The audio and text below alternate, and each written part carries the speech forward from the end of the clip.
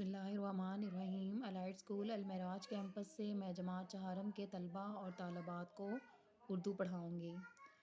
طلباء، آپ کے پاس اردو میں گرامر کا کام آپ کے پاس موجود ہے، جس میں حرف کی تعریف، لفظ کی تعریف اور جملہ کی تعریف دی ہوئی ہے، ٹھیک ہے۔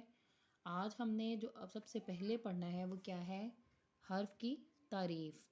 یہ آپ کے پاس نوٹس میں موجود ہے بیٹا، یہ آپ نے اپنی اردو کی کاپی میں، اسکول کی جو اردو کی کاپی ہے اس میں لکھنا اور یاد کرنا ہے، ٹھیک ہے۔ سب سے پہلے کیا ہے؟ حرف کی تعریف۔ مفرد کس کو کہتے ہیں؟ یعنی اکیلے کو۔ مفرد اکیلی آواز کو حرف کہتے ہیں، مثلاً الف، بے، سین، صاد، فے، لام، میم وغیرہ۔ حروف تہجی الف سے یہ تک تمام حرف کہلاتے ہیں، ٹھیک ہے۔ اس کے بعد کیا ہے؟ لفظ کی تعریف۔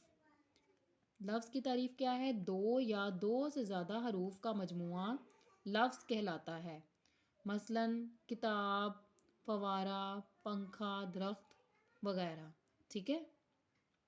یعنی دو یا دو سے زیادہ جب حروف اکٹھے کرتے لکھتے ہیں تو وہ کیا لفظ بن جاتا ہے؟ وہ لفظ بن جاتا ہے، مثلاً کتاب، فوارہ، پنکھا، درخت وغیرہ، ٹھیک ہے۔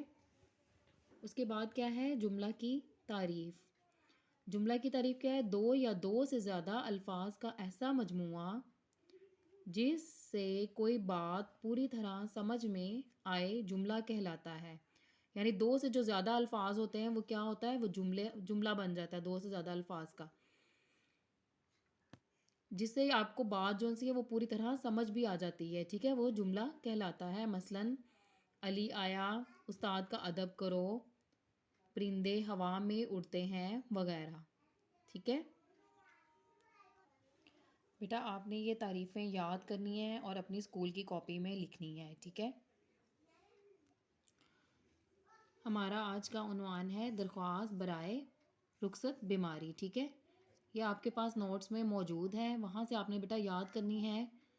باخدمت جناب پرنسپل صاحبہ، کوما آپ نے ڈالنا ہے، پھر الائٹ اسکول المعراج کیمپس، کوما، لاہور اور ختمہ کی علامت، ٹھیک ہے۔ اس کے بعد ہے جناب عالیہ۔ آپ پرنسپل صاحبہ کے نام لکھ رہے ہیں تو آپ نے جناب عالیہ لکھنا ہے، ٹھیک ہے۔ اگر آپ پرنسپل صاحب یہاں پہ لکھا ہوتا تو پھر آپ نے جناب عالی لکھنا تھا، ٹھیک ہے۔ تو آپ کس کو لکھ رہے ہیں؟ صاحبہ کو لکھ رہے ہیں، پرنسپل صاحبہ کو، ٹھیک ہے۔ اس میں آپ نے جناب عالیہ لکھنا ہے۔ پھر اس کے بعد ہے مؤدبانہ گزارش ہے کہ مجھے کل رات سے بخار ہے، جس کی وجہ سے میں اسکول حاضر نہیں ہو سکتی۔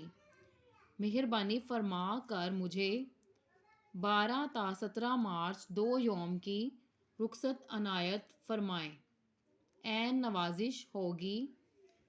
پھر اس کے بعد آپ نے العارض لکھنا ہے، اس کو آپ نے درمیان میں لکھنا ہے، ٹھیک ہے۔ اس کے بعد کیا ہے؟ پھر اگلی لائن پہ بے شک آپ لکھ دیں، وہاں پر آپ نے اس سے اگلی لائن پہ لکھنا ہے آپ کی تابع دار یا آپ کا تابع دار شاگرد، ٹھیک ہے۔ پھر آپ نے کیا لکھنا ہے؟ نام لکھنا ہے اپنا اور جماعت اور تاریخ، ٹھیک ہے، یا علی بے جیم بھی آپ لکھ سکتے ہیں، ٹھیک ہے۔ یہ آپ نے درخواست برائے رخصت بیماری جو ہے یہ آپ نے اپنی کاپی، اسکول کی کاپی میں لکھنی اور یاد بھی کرنی ہے۔